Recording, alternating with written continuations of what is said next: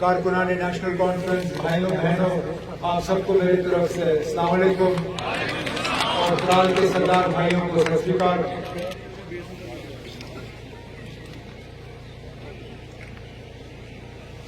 ये वक्त अगले साल बागात तैयार करने का है।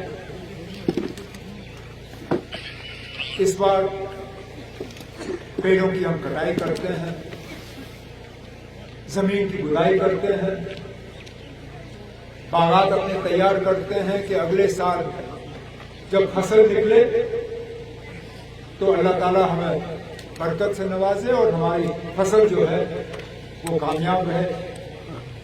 बिल्कुल इसी तरह हम जो आजकल ये कन्वेंशनें कर रहे हैं, इनका भी मकसद यही है। सियासी तौर हम अपने पेड़ों की तैयारी कर रहे हैं, सियासी तौर जमीन की गुदाई हो रही है। मकसद ये कि तंजीम को हम आज के लिए नहीं, अगले साल के लिए जब इम्तिहान का दौर होगा तो उस इम्तिहान के दौर के लिए हम अपनी तंजीम को तैयार कर रहे हैं, ताकि उस वक्त जब फसल हासिल करने का वक्त होगा तो अल्लाह ताला के फजल से उस वक्त हमारी कामयाबी रहेगी।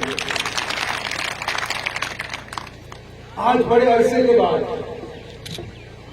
त्राल की सरजमीन पे वापस आने का मौका मिला है और जैसे मेरे बाकी साथियों ने कहा, इसमें कोई दो राय नहीं है कि आज त्राल में हमें एक नई शुरुआत नेशनल कॉन्फ्रेंस के अंदर जो है वो दिखने को मिल रही है। और इसके लिए मैं डॉक्टर गुलाम नबी भट्ट साहब आपको, आपके तमाम साथियों को दिल की गहराइयों से आज के इस प्रोग्राम पर शुक्रिया और मुबारकबाद करना चाहता हूं। कुछ तो है कि हस्ती मिटती नहीं हमारी, सदियों रहा दुश्मन दौरे ज़मां हमारा।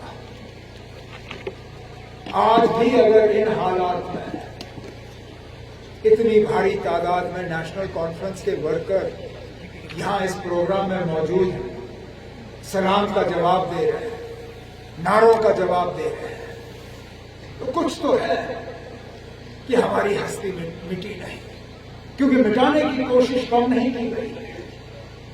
और इसका जिंदा सबूत आज डॉक्टर गुलाम नबी भट्ट साहब की सूरत में आपके सामने खड़ा है। इस खानदान ने जितनी कुर्बानियां दी हैं उसका कोई अंदाज ही नहीं।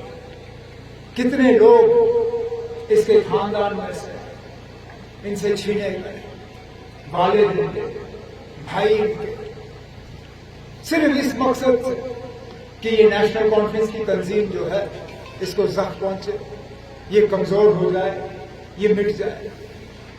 लेकिन उस दौर में भी किसी ना किसी तरीके से इन लोगों की मेहनत और आप लोगों की कोशिशों का नतीजा रहा कि हमारी ये तंजीम आहिस्ता आहिस्ता आगे बढ़ती रही।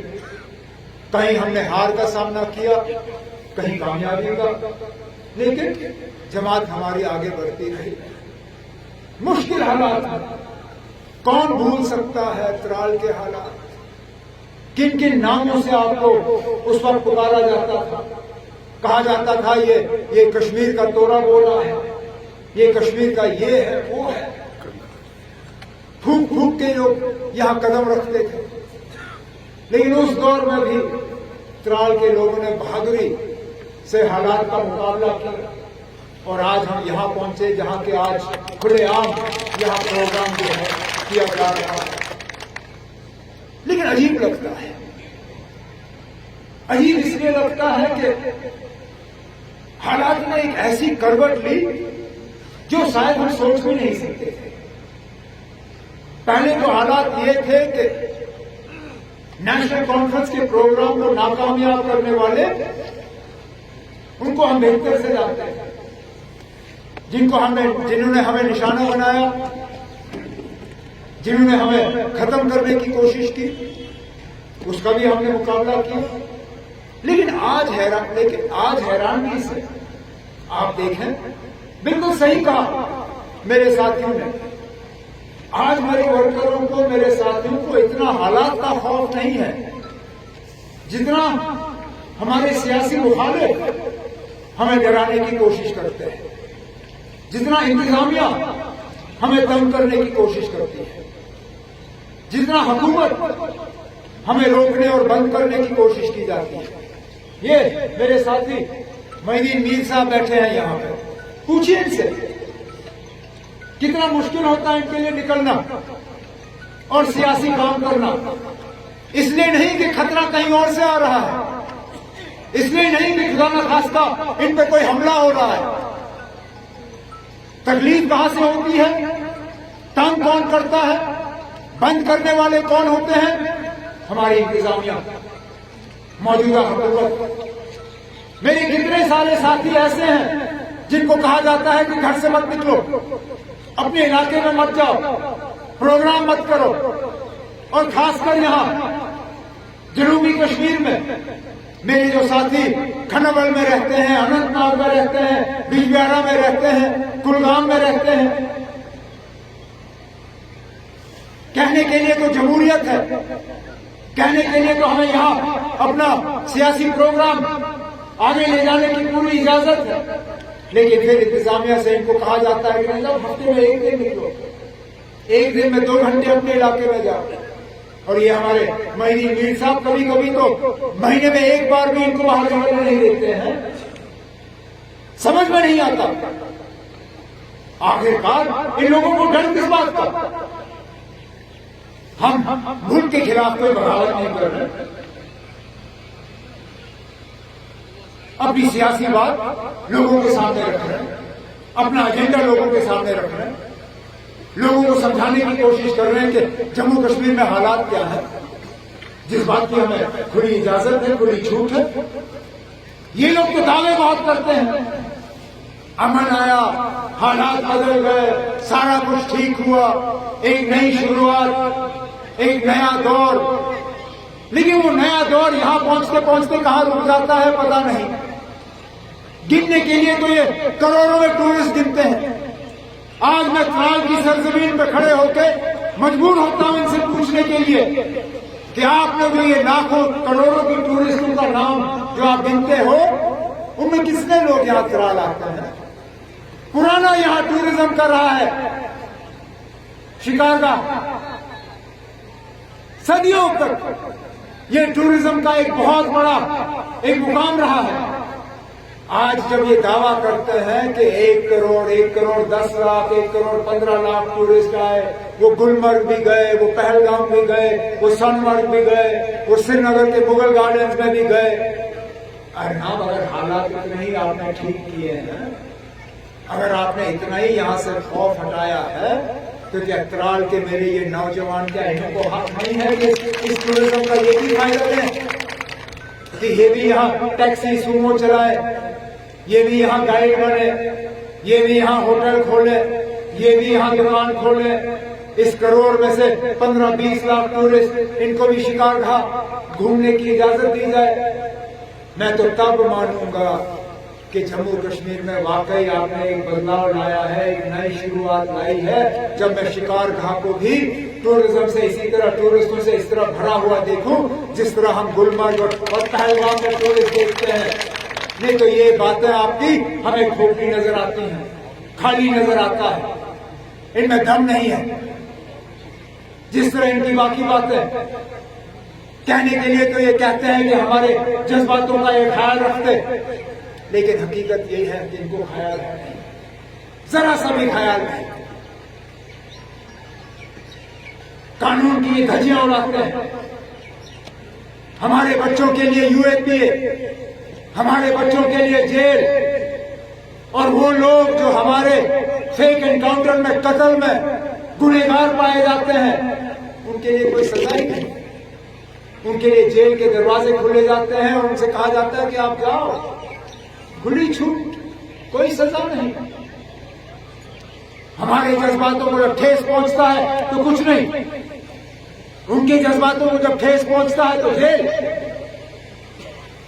पार्लियामेंट में बड़े बड़े दावे किए जाते हैं कि जम्मू कश्मीर में एक नई शुरुआत हुई है, तरक्की का एक नया दौर शुरू हुआ है। कहां है वो तरक्की? कौन सा नया प्रोजेक्ट आज तिराल की सरजमीन में आया है जिसकी तरफ आप उंगली उठा के कह सकते हो कि हाँ जनाब 370 हटने के बाद यहां लोगों ने तरक्की देखी, यहां के नौजवानों ने फायदा देखा। कौन सा नया सरकारी मुलाजमत का दौर यहां शुरू हुआ? किस नौजवान को सरकारी नौकरी का ऑर्डर मिला? कौन सा नया कारखाना खुला यहां पे? कौन सा नया कॉलेज खुला? कोई स्कूल, कोई अस्पताल, कोई यूनिवर्सिटी, कोई फैक्ट्री, कोई टूरिज्म के नक्शे पे क्या इस इलाके को लाया गया?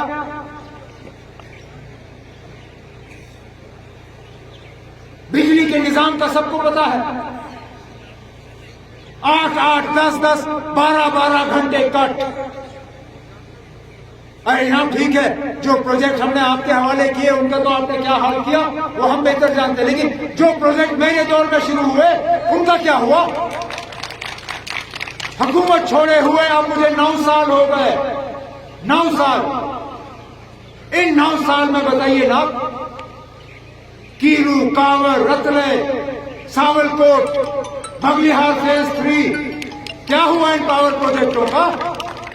अगर इनको मुकम्मल किया होता आज आप यहां लोगों को 24 घंटे बिजली दे रहे होते, आज कंसेशन पे आप बिजली दे रहे होते। मीटर पे मीटर लगते हैं यहां पे, कभी मीटर के नाम से, कभी डिजिटल मीटर के नाम से। आज नया दौर स्मार्ट मीटर, और ये तूफान का स्मार्ट मीटर। पीछे से बिजली है नहीं, हमें यहां पहले से पैसा भरना होता है, आगे लाइट होती नहीं है, मीटर में से पैसा जो है खुद ब खुद निकलने का काम करती है। राशन का हाल, किलो किलो कम कम करके हमारा स्केल खत्म कर दिया। एपीएल को राशन नहीं, बीपीएल को राशन नहीं। चावल 5 किलो, जब वो चावल खत्म होता है ये लोग हमसे कहते हैं आटा ले लो। अरे ना, यही तो मुसीबत है ना, जब ये बाहर से लोग आके हमारे ऊपर हुकूमत करते हैं। इनको हमारे तौर तरीके पता ही नहीं। अब इनको कौन समझाए ना, हम रोटी चाय के साथ लेते हैं, खाने के साथ नहीं लेते। जब हम खाना खाने बैठते हैं तो चावल खाने के आदी हैं हम लोग।